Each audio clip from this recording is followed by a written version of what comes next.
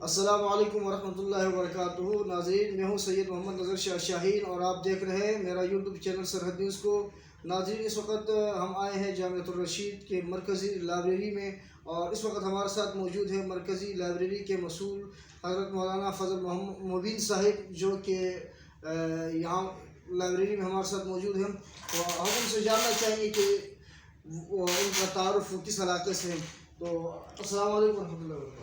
وعلیکم السلام ورحمۃ اللہ وبرکاتہ. سر، یہ بتائیں کہ آپ اپنا تعارف بتائیں کہ آپ نام کیا ہے اور آپ کس علاقے سے آپ کا تعارف ہے؟ جی، میرا نام فضل مبین ہے اور میرا تعلق اپر کوہستان سساک داسو سے. ماشاء اللہ. تو حضرت، آپ کی تعلیمی قابلیت کیا ہے دینی اور دنیاوی لحاظ سے؟ میری دینی جو تعلیم ہے وہ میں درس نظامی کا فاضل ہوں جامعۃ الرشید سے، اور دنیاوی تعلیم میرے اس وقت BS کراچی یونیورسٹی سے جاری ہے، ثالث سنوں. جامعۃ الرشید کے کن کن شعبوں میں آپ خدمات سر انجام دیتے ہیں؟ میں جامعۃ الرشید کے یہاں تقریباً 2 حصوں میں اپنی خدمات سر انجام دے رہا ہوں. جی. ایک شعبہ حفاظ ایجوکیشن سسٹم میں بحیثیت مدرس میں اپنی خدمات سر انجام دے رہا ہوں، اور ایک یہاں جامعۃ الرشید کی مرکزی لائبریری، وہاں بحیثیت مسئول اپنی خدمات سر انجام دے رہا ہوں. آپ کب سے جامعۃ الرشید کے لائبریری میں خدمات سر انجام دیتے ہیں، اور یہ بھی بتائیں کہ آپ اس لائبریری میں کس حیثیت سے یہاں پر آپ کو یعنی ذمہ داری نبھا رہے ہیں؟ جی، اول تو میں یہاں بحیثیت مسئول اپنی خدمات سر انجام دے رہا ہوں، اور جہاں تک آپ کا یہ سوال ہے کہ میں کب سے یہاں ہوں، تو تقریباً میں یہاں 4 سالوں سے جامعہ کی لائبریری میں اپنی خدمات سر انجام دے رہا ہوں.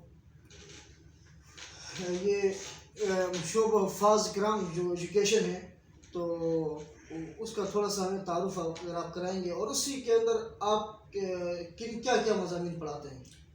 جی، شعبہ حفاظ عربک، اس کو حفاظ ایجوکیشن سسٹم کہتے ہیں. یہ ایک متعارف جامعۃ الرشید کا امتیازی حیثیت ایک شعبہ ہے.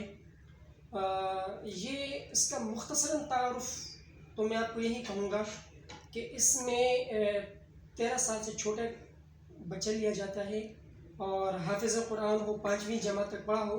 پھر اس بچے سے یہ میٹرک سائنس، یا قابل بچہ ہو تو او لیول کیمبرج یونیورسٹی کے نصاب پڑھاتے ہیں. اس کے بعد درس نظامی بھی اسے پڑھایا جاتا ہے، اور CSS اس کی تیاری بھی کروائی جاتی ہے. CSS کی بھی تیاری جی، ان بچوں کو CSS کی تیاری بھی کروائی جاتی ہے.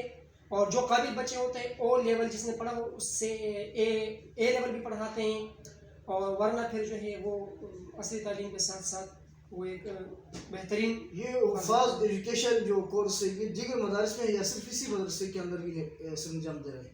جی، یہ اس وقت تقریباً پاکستان کے 100 مدارس میں جامعۃ الرشید کی سرپرستی میں یہ جاری ہے.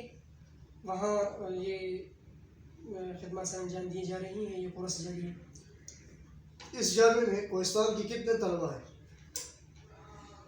جامعہ میں کوہستان کے تقریباً 40 طلبہ ہیں. اپر کوہستان، لوئر کوہستان، پالس، اور جو ہے کندیا، اور تقریباً جو ہمارے 3 اضلاع کوہستان ہیں، سب کے تقریباً 40 ساتھی ہیں جو یہاں زیر تعلیم ہیں. پہلے تو ایک خان صاحب کا نعرہ تھا، نیا پاکستان بناؤں گا. کوہستان نیا ضلعوں میں تقسیم ہونے کے بعد کوہستان کے نام لینے پہ آپ کو پرانا کوہستان یاد آتا ہے، نیا کوہستان؟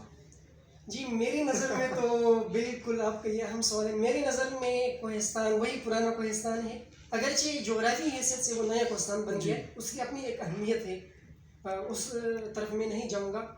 لیکن جو تعصب کی عینک ہے اس کو میں اتار کر پھینکتے ہوئے میرے نزدیک پرانا کوہستان ہے کہ عباسین، جو جہاں سے بھی کوہستان سے تعلق ہے تو میرے لیے وہ کوہستان سے.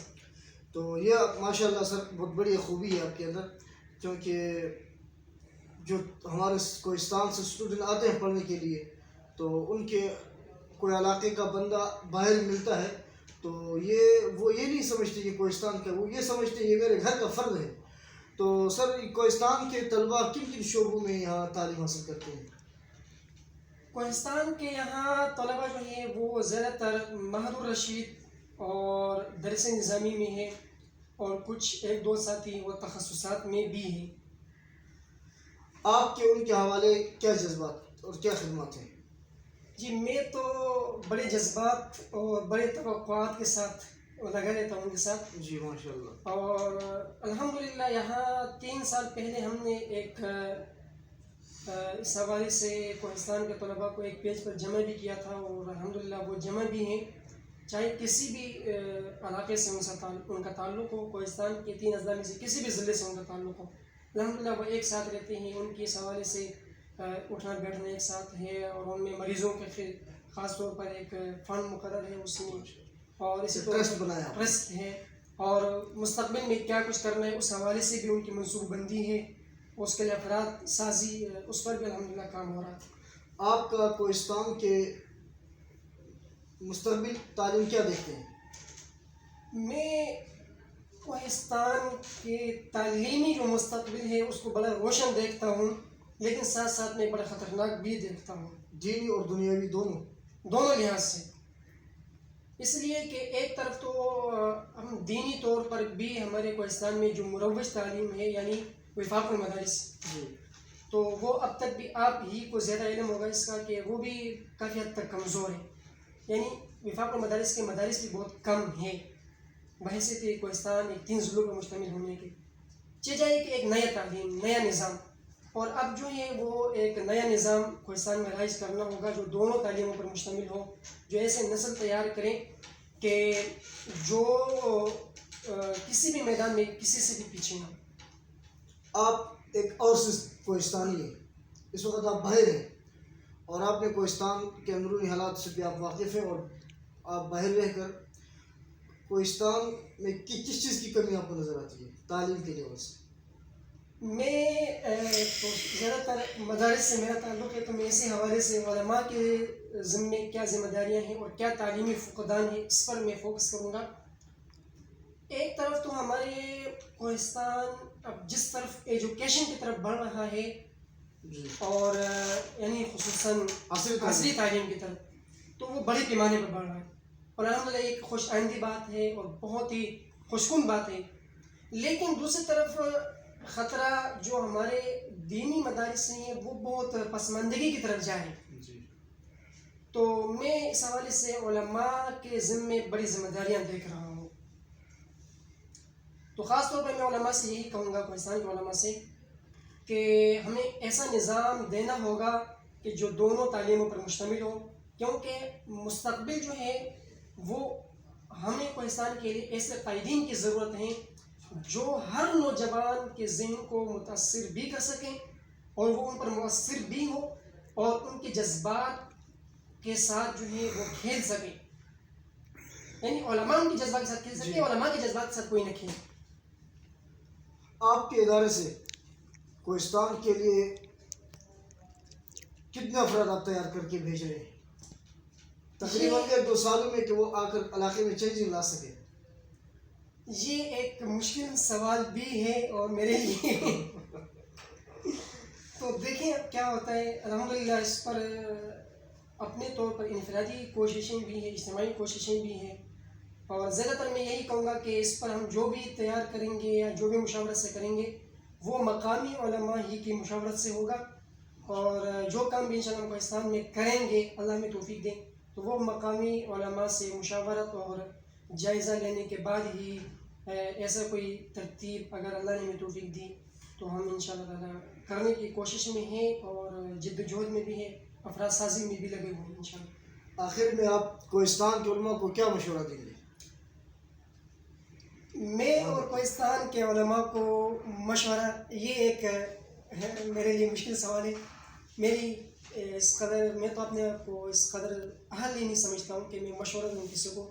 البتہ ہم عمر ساتھیوں کو میں یہ ایک کہہ سکتا ہوں کہ میں ان سے یہی کہوں گا کہ ہم نے کوہستان میں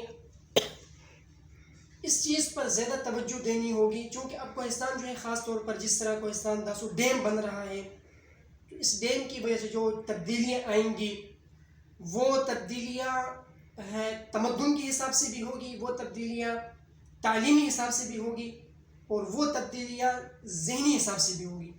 تو ہمیں 3 چیزوں کی طرف توجہ دینا ہوگا.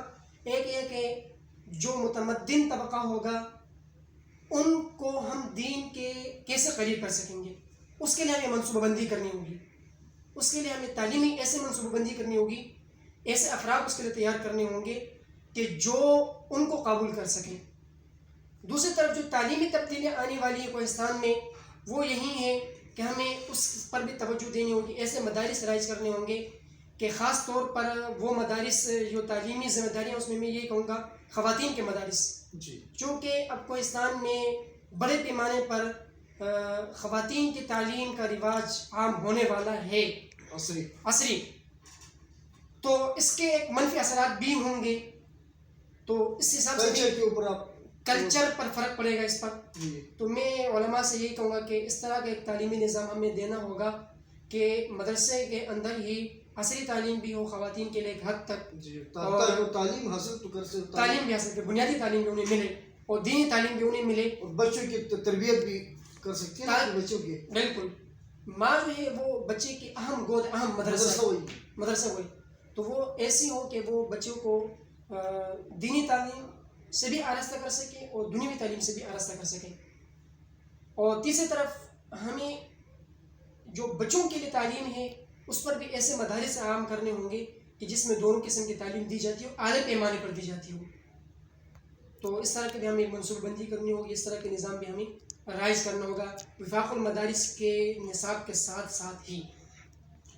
بہت شکریہ ناظرین، آج ہمارے ساتھ تھے فضل مبین صاحب جو کوہستان سے باہر رہ کر کوہستان کی مستقبل کے لیے اپنا وقت اور اپنا ٹائم دے رہے ہیں اور کوہستان کے مستقبل کا سوچ رہے ہیں، اور یہاں ہمارے طلباء کو اور ہمارے مستقبل کے نوجوانوں کو ایک نیا رہبر اور رہنما تیار کر رہے ہیں. تو آج ہمارے ساتھ موجود تھے کوہستان، فرزند کوہستان، فخر مدارس حضرت مولانا فضل مبین صاحب. بہت شکریہ سر.